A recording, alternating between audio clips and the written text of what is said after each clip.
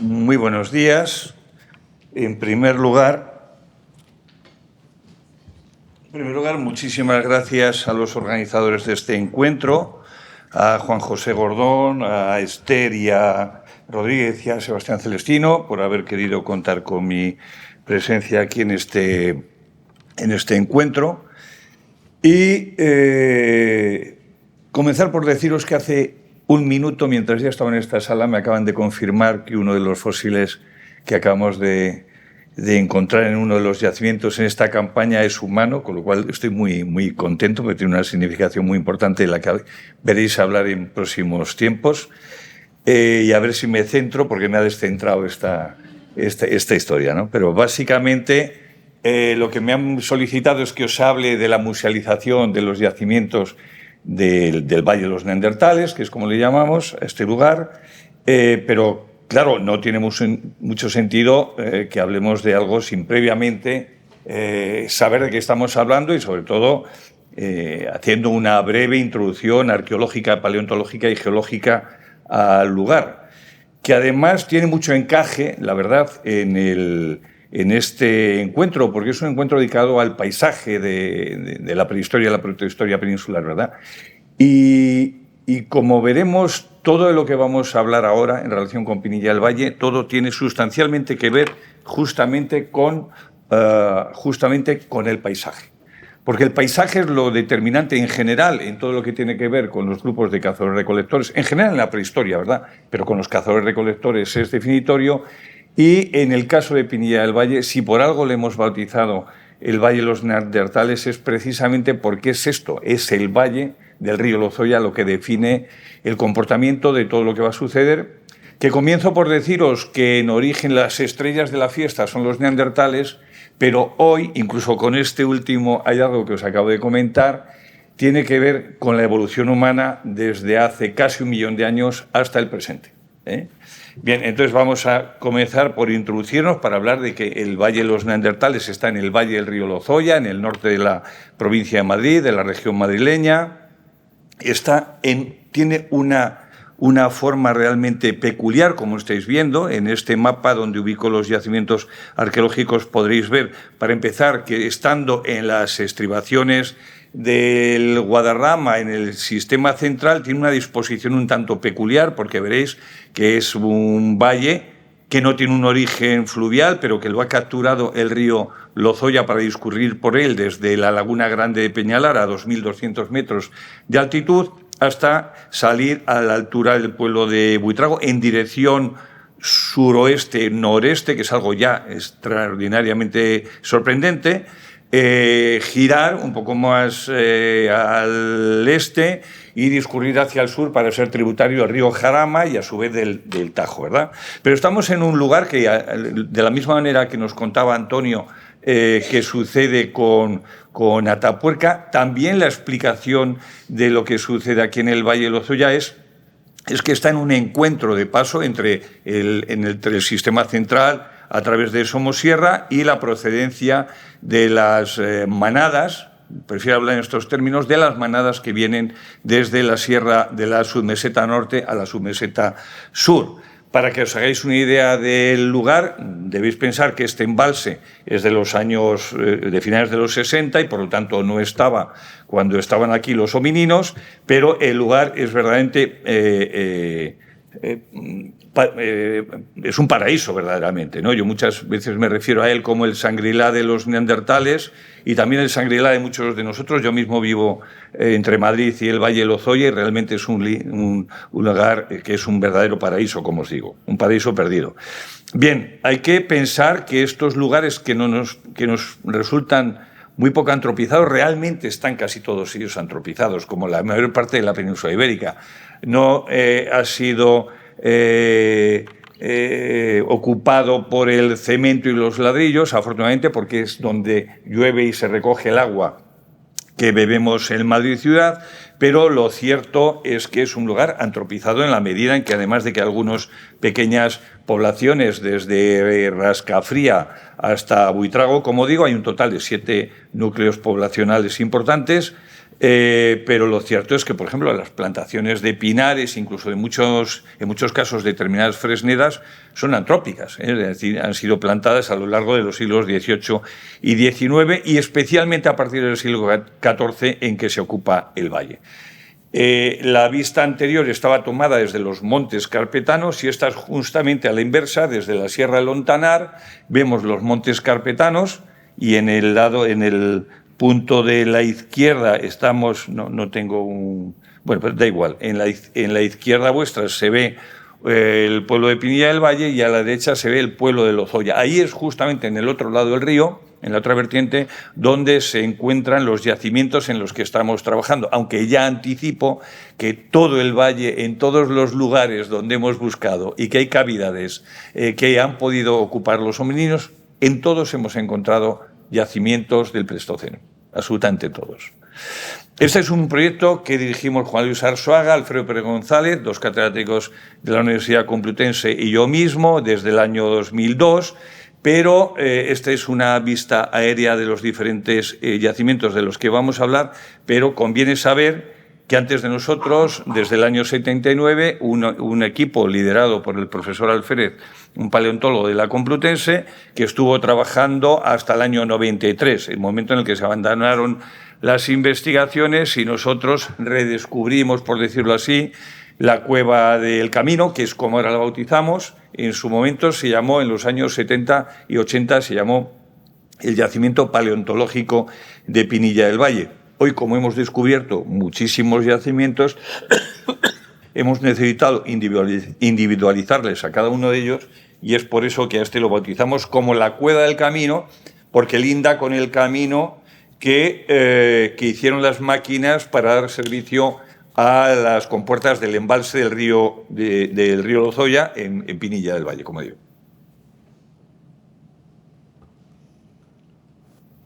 Bien, este lugar se hizo célebre ya a primeros de los años 80, en concreto en el año 81-82, por la aparición de dos molares que entonces se consideraron anteneandertales y que hoy sabemos que están en una cronología de entre 100.000 y 80.000 años y que son netamente neandertales, que son lo que llamaríamos neandertales clásicos.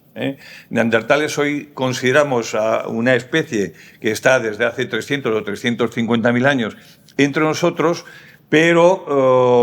lo que llamamos neandertales clásicos, los que tienen la anatomía y la morfología específica de la que siempre hablamos, están aproximadamente entre 90 a 100.000 años y 40.000 los últimos, aunque como bien sabéis hay una propuesta según la cual los últimos neandertales aguantaron hasta hace 28.000 años en Gibraltar, en Granada y en Málaga singularmente, ¿no? en el sur de la península ibérica. Bien.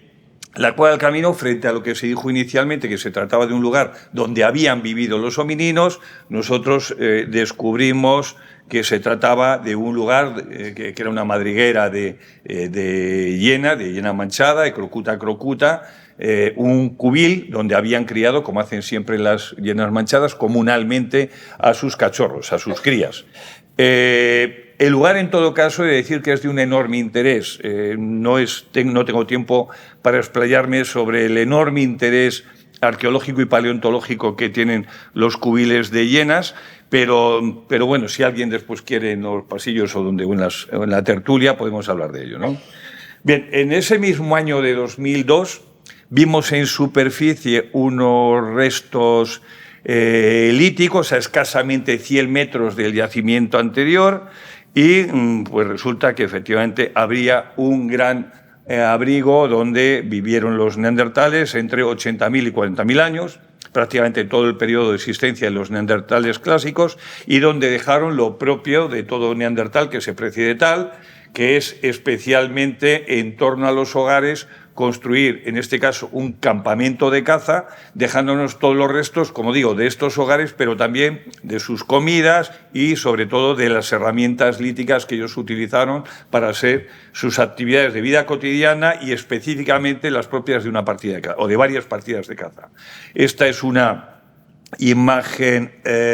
vertical de todo el abrigo, que tiene unas dimensiones de 350 metros cuadrados, lo cual quiere decir que es un campamento de caza realmente muy grande y muy potente, con más de 3 metros de espesor de estratigrafía, con ocupaciones neandertales. Y este es el tipo de herramientas que hacen los neandertales, que, como tiene que ser, pues lo que hacen es musteriense, que es el tecnocomplejo propio de Homo neanderthalensis, caracterizado sobre todo por la presencia de raederas, de puntas Levallois, de puntas musterienses, de denticulados y de algunas otras piezas. En este caso es sorprendente el hecho de que estén aprovechando todo tipo de materias primas. De los neandertales muchas veces se ha dicho que su extinción se debió a su escasa capacidad adaptativa, y justamente aquí lo que podemos decir es todo lo contrario. Están trabajando todas las materias primas que tienen a su alcance, no necesitan desplazarse a grandes distancias, y por eso el 77%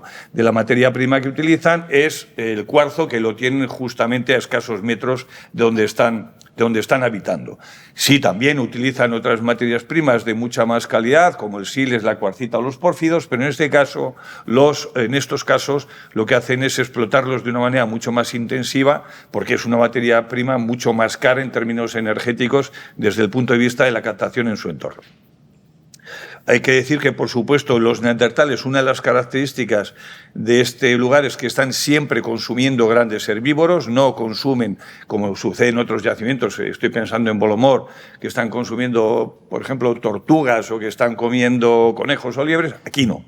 Aquí exclusivamente comen grandes bóvidos, comen rinocerontes, comen bisontes, uros, caballos, cérvidos. Lo más pequeño que están comiendo son rebecos, y nos dejan todos los restos con una característica muy curiosa, y es que siempre, en todo caso, rompen los huesos para tener el tuétano, que, como bien sabéis, sometido al fuego es una carne deliciosa y además muy proteínica y muy calórica. Este es el tipo de hogares que hacen. Los neandertales hacen unos grandes hogares. Obviamente tuvieron que suministrar muchísima leña seca a sus hogares, y más en tiempos glaciares, para alimentarlos de manera permanente. Y esto es una recreación que hemos hecho del abrigo de Navalmayo, con las distintas actividades habituales de los neandertales en sus campamentos, y también aquí en primer plano con un par de neandertales que han cazado un rinoceronte de estepa, el Stepanurhinus semithecus, y que lo están transportando hasta su abrigo, hasta su campamento.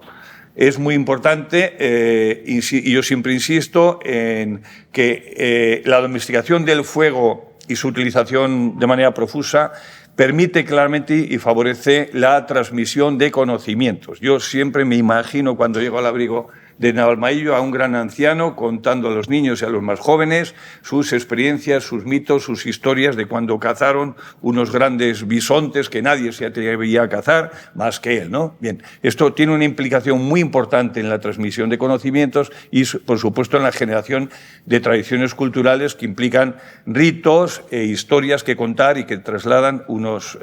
generaciones a otras.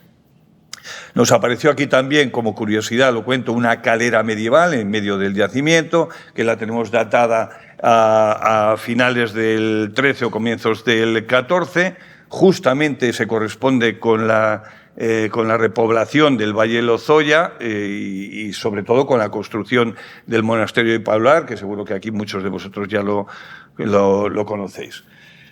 Otro yacimiento, a los 2 años, descubrimos la cueva de la Buena Pinta, que, como podéis ver, solo se percibía una pequeña cornisa, de la cual, con el paso del tiempo, se ha convertido en esto. Es decir, la bautizamos como la cueva de la Buena Pinta porque el aspecto era fabuloso, y lo que hemos hecho ha sido confirmar que en este lugar había inicialmente, en el nivel superior, un enterramiento de la del Bronce. Por debajo estamos excavando otra madriguera de hienas en un momento muy frío, de hace unos 60.000 años, en el inicio del estadio isotópico M4, y en un momento muy frío, con unas faunas muy frías y con las especies más frías en este punto tan meridional, respecto de especies como, por ejemplo, la liebre silvadora, la pica, o algunos otros lagomorfos que realmente no se encuentran en ningún sitio al sur de Pinilla del Valle. Y este lugar previamente también fue ocupado por los neandertales durante el Pleistoceno medio, es decir, antes de 128.000 años. Esta es otra imagen de la cueva de la Buena Pinta, del proceso de excavación, donde también nos han aparecido estos restos humanos que, como digo, por ejemplo, estos en concreto son inéditos. Bien, la cueva de la Buena Pinta hicimos esta interpretación, esta aproximación, en el cual era un lugar en disputa entre los yénidos y los homininos, cosa muy frecuente porque no hay un solo lugar donde los grandes cazadores, los grandes depredadores y los humanos se lleven bien. Esto lo vemos en cualquier contexto. Yo, afortunadamente, trabajo en Olduvai Gorge, en el Engoro. Todos los años veo los conflictos entre los homininos y los carnívoros porque quieren acceder, obviamente, a las mismas presas. Diré muy rápidamente que la cueva de la Buena Pinta dio paso al descubrimiento, gracias al estudio de la microfauna, de una cueva que estuvimos buscando durante varios años y con la que dimos en 2009. En 2009 así aparecía en superficie, no se percibía para nada la existencia de una cueva. Estaba completamente caída los techos, parte erosionada también de las paredes, rellenando el interior y, por lo tanto, los sistemas geofísicos no lo detectaban, pero, en fin, en 2009, con un sistema de prospección, dimos con la cueva, una cueva realmente extraordinaria, que tiene algunos puntos conservados más de 5,5 metros de profundidad, pero muy probablemente tuvo bastante más, no sabemos cuánto con exactitud. Y este lugar, donde esta es una vista aérea relativamente reciente, creo que esta es una vista del año pasado, pues en este lugar apareció una cosa sorprendente, que es lo más importante que hasta ahora ha sucedido aquí, que es una acumulación de cráneos, de bisonte, Bueno, este es un pequeño vídeo para que veáis el contexto de excavación. La excavación es muy complicada, muy difícil, porque está repleta. Esto, por ejemplo, que ves es un cráneo de un rinoceronte estepa invertido. La excavación es muy difícil porque está llena de clastos de caliza que producen fracturas diagenéticas, es decir, por compresión de los fósiles, y rescatarlos, recuperarlos y restaurarlos es un trabajo realmente muy complicado, ¿no? Pero que ha merecido mucho la pena, como vais a ver.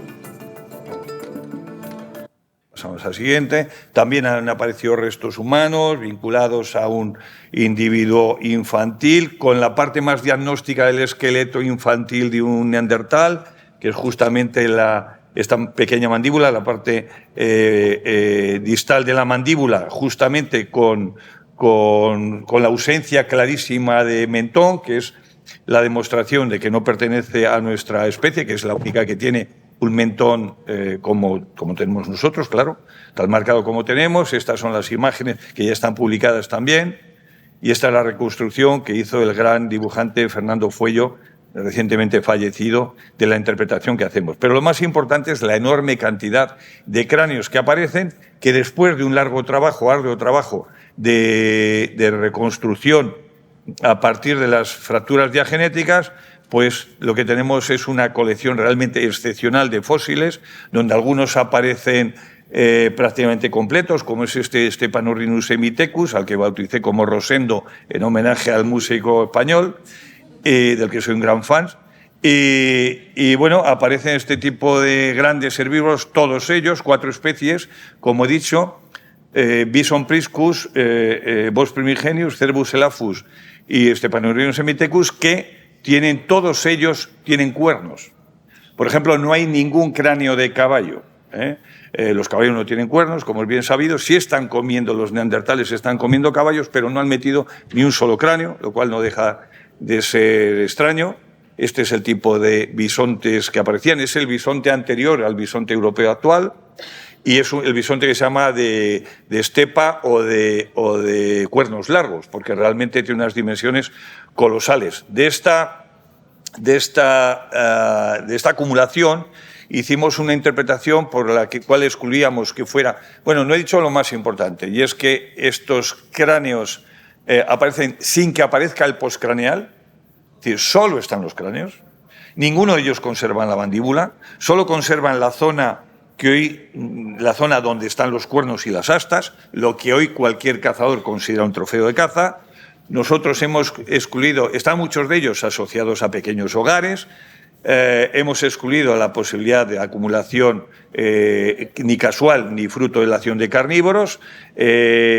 Claramente el origen es antrópico, está repleto de industria musteriense, hay evidencias de fuego controlado, hay muchas marcas de corte y fracturas en fresco, y lo hemos interpretado como un santuario de caza, como una sala de exhibición o de acumulación de trofeos de caza con pequeños hogares, que pueden ser testimonio de otros ritos más complejos y que, esto es muy importante, se estuvieron acumulando a lo largo de, como poco, varias generaciones. Es decir, estos 35 trofeos, entre comillas, aparecen en aproximadamente 2,5 metros de secuencia estratigráfica y, por lo tanto, cabe pensar que se ha formado a lo largo de varias generaciones. Esto es muy relevante. Esta es la recreación artística que hemos hecho del proceso en que los neandertales hicieron esta acumulación, y bueno, pues fue portada también de la revista Nature Human Behavior el año pasado, en 2023, y fue interpretado como algo que en España tuvo cierta repercusión, en Europa más, pero sobre todo en Estados Unidos, porque en la sociedad americana les sorprende mucho, por razones que no voy a explayarme, que el podium de la evolución humana, al implicar un comportamiento ritual y con lo que implica a su vez capacidad intelectual para la abstracción y para el simbolismo, implica que el podium de la evolución humana, ese plinto, debemos compartirlo los sapiens con los neandertales. Nosotros ya no somos los únicos sapiens que ha habido en la evolución humana, y esto en algunas sociedades pues les resulta verdaderamente revelador o frustrante, a unos una cosa y a otros otra, ¿no? Bien, os diré que además en 2021 descubrimos una cueva, que es la cueva de la Buena Pinta. Pensábamos que los sapiens nunca habían pisado, hasta la edad del bronce, nunca habían pisado el valle, que ese valle era de los neandertales, y no, resulta que excavando la cueva pues nos apareció un conjunto de herramientas del Paleolítico superior, indiscutiblemente, y como os digo, esta misma mañana pues me han confirmado que lo que me parecía una falange humana pues lo es, ¿no? Bien, además, en otro punto de la misma cueva descubierta, en un lugar donde hubo primero una osera y posteriormente también un cubil de hienas, pues donde en 2019 descubrimos microfauna como en Atapuerca, concretamente Mimomi sabini, y además lo descubrió César Laplana, la misma persona que lo descubrió también en Grandolina, en TD6, pues descubrimos un molar humano, confirmado que se trata de un molar humano, al que estamos haciendo ahora el estudio de proteínas, lo cual nos lleva a un camino francamente muy interesante, porque tenemos una cronología de un mínimo de 480.000, pero la fauna nos lleva mucho más allá y, por lo tanto, podemos estar pues con algo menos de 1 millón de años probablemente, y, como digo, hasta el Paleolítico superior. Entonces eso realmente merece una musealización para contar todo esto en un lugar que está a 1 hora de Madrid. Eso no tengo que explicaros la incidencia que representa, y por eso en 2015 hicimos la creación del Parque Arqueológico de una manera un tanto precipitada, por qué no decirlo, por la presión también del mundo de la hostelería y por las necesidades también sociales de ese territorio madrileño, que entre semana me recuerda a la España vaciada. Entonces, lo primero que se hizo fue la declaración como bien de interés cultural de la zona que conocemos como los Calveros, y básicamente lo que hicimos es adquirir todos los terrenos de este lugar, de lo que se conoce como el Calvero de la Higuera. Hoy ya son propiedad del Museo de la Comunidad de Madrid, y en este lugar pues hicimos un proyecto de musealización del propio parque con el vallado correspondiente,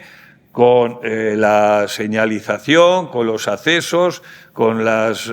vallas pertinentes para que no se meta el ganado en las zonas que no nos interesa, con las pasarelas necesarias para que la gente no pise los yacimientos, como digo, con cartelas para que la gente, además de las explicaciones de los guías, pueda ver algunas ilustraciones. He de decir que nosotros hemos convocado hasta la inauguración del parque siempre jornadas de puertas abiertas con un gran éxito, como decían los clásicos, de público y crítica. Bueno, estas son las convocatorias que hacíamos. Las jornadas de puertas abiertas recibíamos en hora y media visitas de 700 visitas y cosas realmente excepcionales.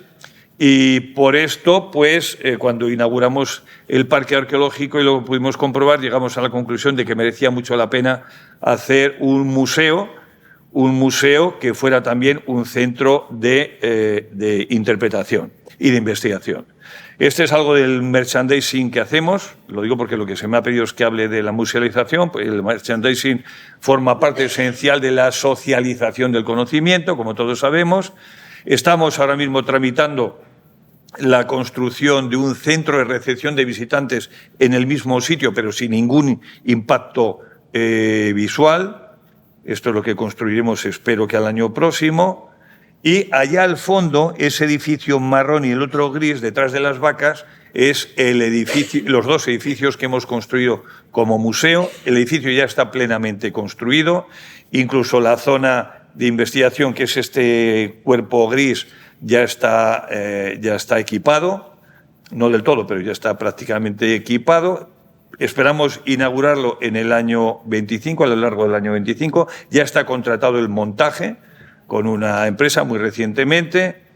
Esta es la planta del jardín que estamos contratando en este momento. Estas son las plantas de la planta baja de la exposición permanente, donde esencialmente lo que se va a contar es la historia de la investigación, el paisaje, el papel de las hienas, que repito que es absolutamente esencial en este lugar. Estas son imágenes del paisaje con ilustraciones de Mauricio Antón y de Albert Álvarez Marsal, que son dos de los más grandes ilustradores, diría, españoles y mundiales. Aquí tenemos algunas de estas ilustraciones también. Y en la planta alta lo que vamos a reconstruir es el abrigo de Navalmaillo con estas actividades que pensamos que hicieron, y singularmente con la escena de la escuela neandertal que digo yo, y también el santuario de caza, o como lo hemos interpretado, en la cueva descubierta, con esta escena de dos neandertales preparando los trofeos. Y esto es todo lo que os quería contar. Muchas gracias. Bien, ¿no? Bien.